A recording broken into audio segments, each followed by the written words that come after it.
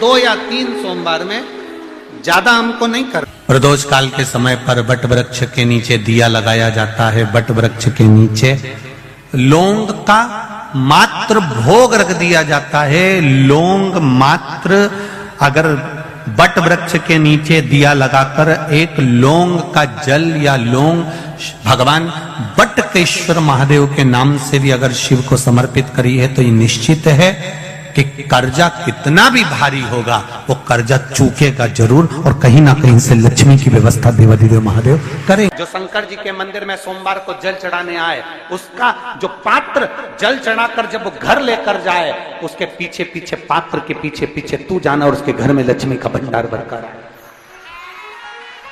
लक्ष्मी बेलपत्र के वृक्ष के नीचे तू विराजमान हो जा।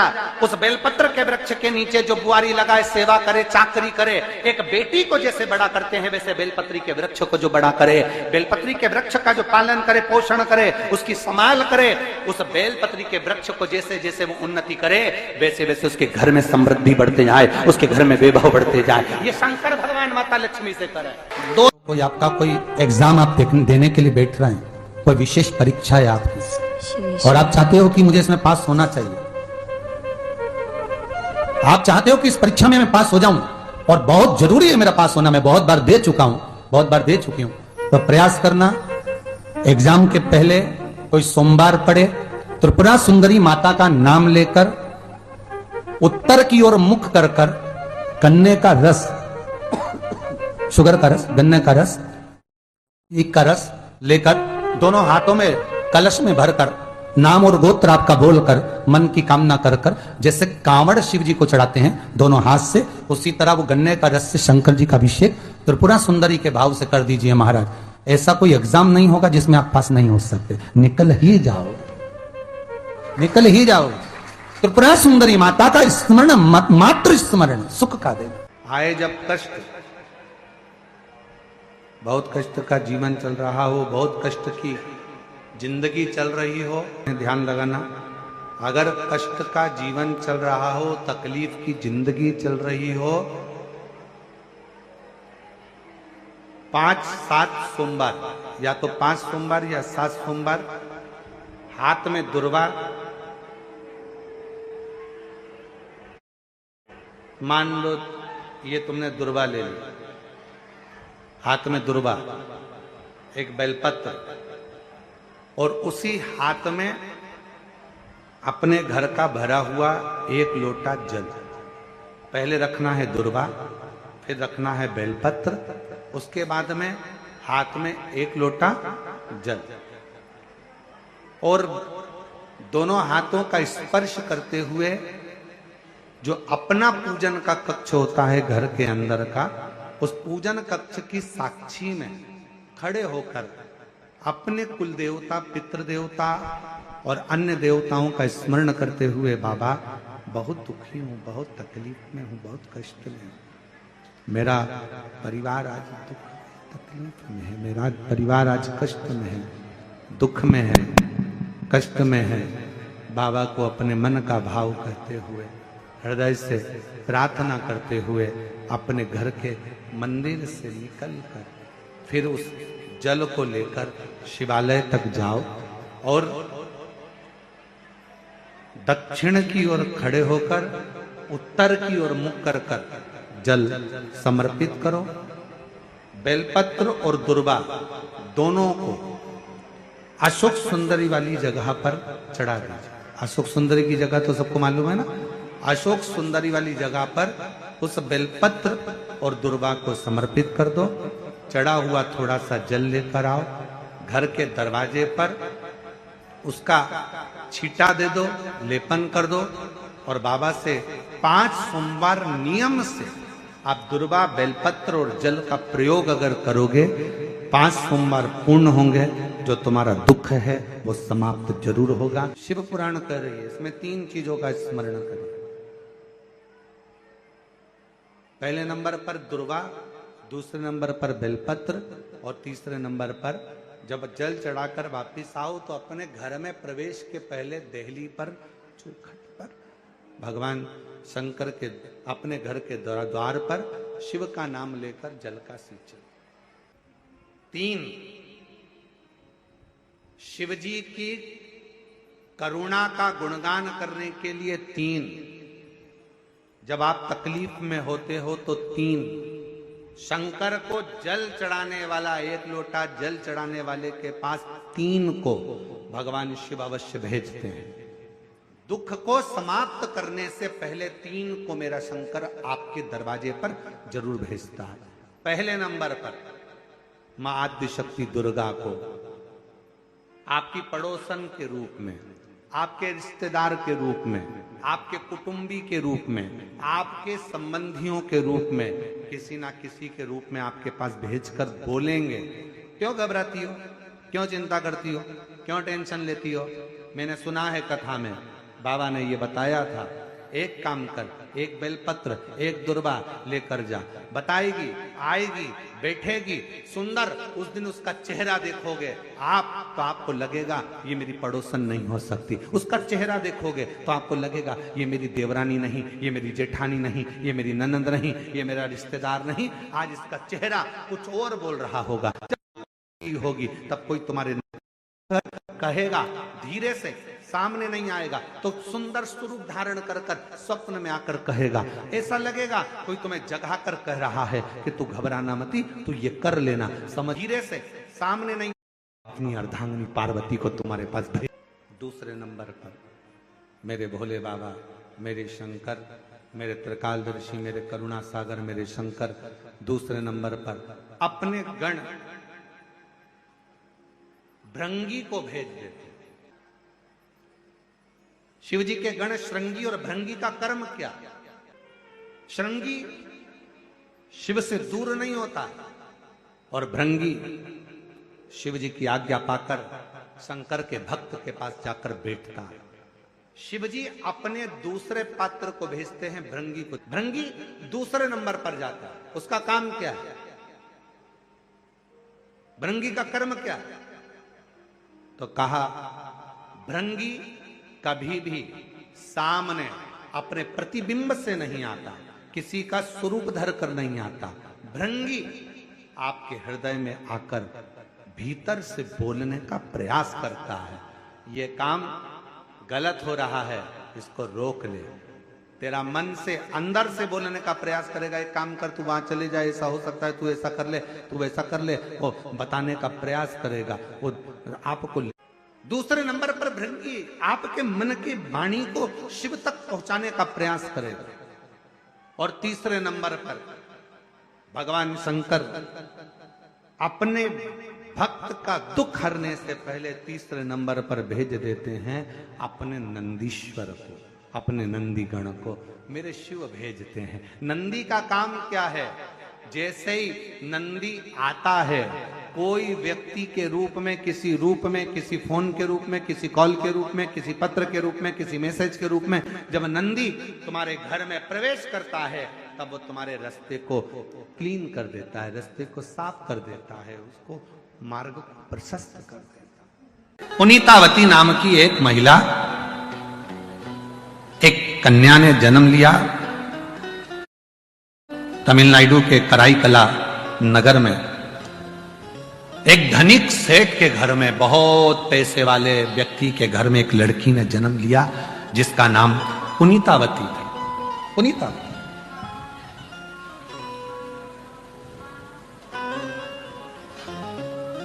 सेठ जी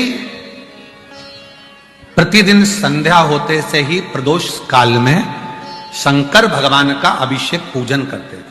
प्रतिदिन नियम था उनका। प्रदोष काल हुआ, शिव को याद किया। हम आपसे भी कहते हैं, प्रतिदिन जब सूर्य डूब रहा हो, चंद्र उदित हो रहा हो, प्रदोष का जब समय हो, उस प्रदोष काल में आप भी शिव का स्मरण करो। अभिषेक नहीं कर सकते तो स्मरण करो। स्मरण कैसे? बस तुम्हें लग रहा है कि मेरे घर में धन की कमी है, संपदा की कमी है, मेरे घर में वैभव की कमी है, मेरे घर में लक्ष्मी की कमी है, मेरा व्यापार नहीं हो रहा, भगवान मेरे बच्चों की लाइन नहीं बैठ रही, ना विवाह हो रहा, ना उनकी कोई नौकरी लग रही है, तो शाम का समय प्रदोष काल और दरवाजे की ओर जिस समय पर प्रदोष काल में प्रतिदिन मेरे शंकर भगवान माता पार्वती के साथ में नंदी पर बैठकर भ्रमण के लिए निकलते हैं, वो प्रदोष काल के समय पर दरवाजे की ओर मुख कर कर भगवान शंकर के या तो पंचाक्षर मंत्र नमः शिवाय, या षडाक्षर मंत्र ओम नमः शिवाय, या श्री शिवाय नमस्तुभ्यम, बस दरवाजे की ओर देखते हुए 5 बार या 7 बार शिव के नाम का उच्चारण कर कर, हे कुबेर भंडारी, हे कुबेरेश्वर महादेव, आपने लक्ष्मी को भी लक्ष्मी दी है, आपने कुबेर को भी लक्ष्मी दी है, कृपा करो मेरे घर में भी लक्ष्मी और वैभव दीजिए। झोली पसार कर नमः शिवाय श्री शिवाय नमस्तुभ्यम कहकर उस झोली को वापिस अपनी ओर गिराओ। आप लगातार 2 महीना 3 महीना आप प्रदोष काल में शाम के समय भगवान शंकर जब रोज प्रतिदिन पार्वती और शिव जी निकलते हैं भ्रमण पर, उस समय पर आप रोज जब भगवान से निवेदन करोगी तो एक ना एक दिन मेरा भोले बाबा तुम्हारी झोली भर ही देगा। अब इसमें तुम्हारा धन लगा क्या? जम के बोलो जरा, इसमें तुम्हारा पैसा लगा क्या? इसके लिए तुम्हें कभी मंदिर जाना पड़ा क्या? इसके लिए तुम्हें कहीं जाना पड़ा क्या? नहीं, इसमें केवल समय का ज्ञान करना है कि शाम का समय प्रदोष काल का जो समय है, उस प्रदोष काल के समय में, और थोड़ा सा आगे पीछे भी हो जाएगा ना तो चलेगा। यह नहीं सोचना कि प्रदोष काल के समय पर मुझे मालूम नहीं पड़ा, यह समय निकल गया, मैं काम में लगी थी, उसमें प्रतिदिन नियम बना, प्रतिदिन श्री शिवाय नमस्तुभ्यम, श्री शिवाय नमस्तुभ्यम, श्री शिवाय नमस्तुभ्यम, श्री शिवाय नमस्तुभ्यम। प्रतिदिन प्रदोष काल में भगवान शिव के नाम का उच्चारण करना प्रारंभ करो।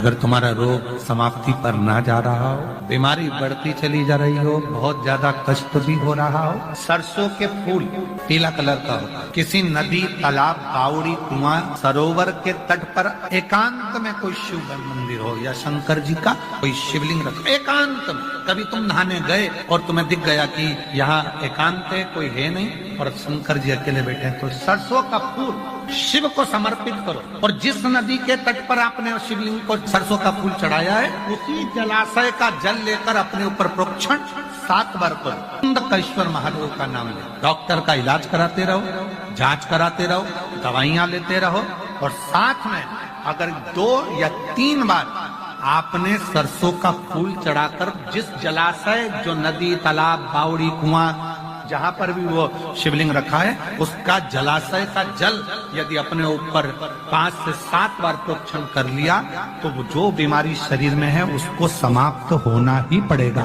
धीरे धीरे वो समाप्ति पर जाएगी। तो तुम संपूर्ण तरह से हार जाओ, लगे अब कुछ भी नहीं अपने पास में, एकदम खाली हो गए, कुछ भी नहीं बचा, तब बेलपत्र के वृक्ष के नीचे शंकर जी के मंदिर के सम्मुख में 2 दीप लगाना प्रारंभ कर दीजिए। एक लंबी बाती का दीप, एक गोल बाती का दीप, एक शक्ति का, एक शिव का, दोनों दीप घी के दोनों सामने रखो, बाबा को प्रार्थना करो। शिव मंदिर में लगाने के बाद फिर बेलपत्री के वृक्ष के नीचे जाओ।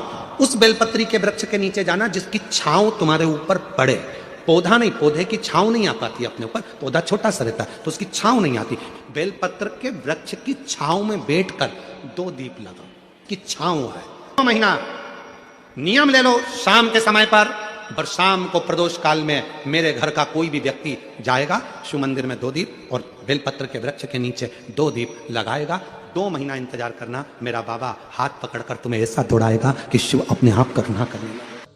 चढ़े हुए जल को जब आप थोड़ा सा लेकर आते हो, आपको बताया था ना कि खाली लोटा नहीं लाना चाहिए, खाली कलश शंकर जी के मंदिर से वापस नहीं लाना। शंकर भगवान को जल चढ़ाया, चढ़ाने के बाद थोड़ा सा जल हाथ में या कटोरी में या कलश में झेल लिया, भले 2 बूंद लाओ पर अपने घर पर लेकर आओ। उस 2 बूंद जल का भी स्पर्श कलश के अंदर हाथ की 3 उंगलियां लगाकर अगर त्रिशूल पर टच कर कर मात्र आपने उस कलश के अंदर लगा दिया और वो जल भी आपने अपने घर पर छोड़ दिया, छीट दिया या उसका आचमन मात्र हो गया, तो व्यक्ति का यश बढ़ना अपने आप प्रारंभ हो जाता है, उसकी यश की प्राप्ति उसको होने लगती है, उसको यश की वृद्धि होने लगती। उसको यश की प्राप्ति होने लगती है। जिसको अपना गोत्र का स्मरण नहीं होता, तो ब्राह्मण देवता भी कह देते हैं एक काम करो, शंकर भगवान का नाम ले लो, शिव जी का नाम ले लो, भगवान उमापति का नाम ले लो। उसका गोत्र सबका गोत्र है, क्योंकि ब्रह्मा ब्रह्म लोक में है, भगवान विष्णु वैकुंठ लोक में है, और मेरा देव अधिदेव महादेव मृत्यु लोक में है, जो पृथ्वी पर है। हमारा गोत्र भी हमारे शिव के समर्पित है। शंकर ही हमारे गोत्र में है और हम ही शंकर के गोत्र में है। नहीं मालूम, हमने उसका भजन करना। अर्जुन से हमको एक बात सीखना चाहिए। अर्जुन का एक निर्णय सबसे प्रबल निर्णय था, और अर्जुन ने सबसे बड़ा अगर कोई निर्णय लिया था तो वो एक निर्णय लिया था कि मुझे कृष्ण चाहिए, कृष्ण मेरे हो जाए। ये अर्जुन का निर्णय था।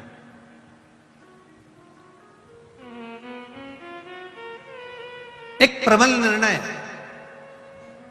अर्जुन ने ले लिया कि कृष्ण मेरे होना चाहिए, कृष्ण मेरे हो जाएं, और कृष्ण मेरे हो रहे हैं। ये अर्जुन ने निर्णय लिया कि मुझे कुछ चाहिए तो कृष्ण चाहिए। बस अर्जुन ने एक निर्णय लिया था कि मुझे कृष्ण चाहिए, और भगवान कृष्ण अर्जुन के हो गए थे। फिर अर्जुन ने कोई निर्णय नहीं लिया, बाकी के निर्णय भगवान कृष्ण ने लिए। अर्जुन चुप बैठे। फिर अर्जुन ने कोई निर्णय नहीं लिया, जितने निर्णय लिए वो भगवान कृष्ण ने लिए। अर्जुन ने एक निर्णय ले लिया था कि मुझे कृष्ण चाहिए, और एक निर्णय, प्रबल निर्णय आपके पास में अगर आ जाता है तो बाकी के निर्णय आपको नहीं लेना पड़ते, बाकी के निर्णय देवाधिदेव महादेव लेते हैं। आप कृष्ण को चुन लिए, आपने राम को चुन लिया, आपने शिव को चुन लिया, आपने रामायण को चुन लिया, आपने श्रीमद् भागवत को चुन लिया, आपने शिव महापुराण को चुन लिया। आपने एक निर्णय ले लिया कि शिव मेरे हैं। मैं शंकर के मंदिर जाती हूं, मैं शंकर को जल चढ़ाती हूं, शंकर भगवान को एक बेलपत्र चढ़ाती हूं, शिव जी को एक चावल का दाना समर्पित करती हूं, शंकर भगवान को एक धतूरा समर्पित करती हूं। शिव जी को मैं अपना बना रही हूं। एक निर्णय, आपने एक निर्णय, प्रबल निर्णय ले लिया कि मैंने शिव को अपना बना लिया, मुझे शिव चाहिए। बस बाकी के जितने निर्णय, आवाज पकड़ रहा, बाकी के जितने निर्णय हैं वो सारे निर्णय कोई दूसरा नहीं लेगा, देवाधिदेव महादेव लेगा। अब उसके भरोसे एक भक्त हुए मरार। क्या नाम था? मरार। शूद्र थे, शिव के भक्त थे, शंकर के भक्त। मरार के पास में धन नहीं था, पैसा नहीं था, तो मरार ने विचार करा कि भोले बाबा एक बार मंदिर बनाना है तुम्हारा, कुछ भी हो जाए तुम्हारा मंदिर बनाना है। और याद रखना, भाव होगा तो भवन भी जरूर बनेगा।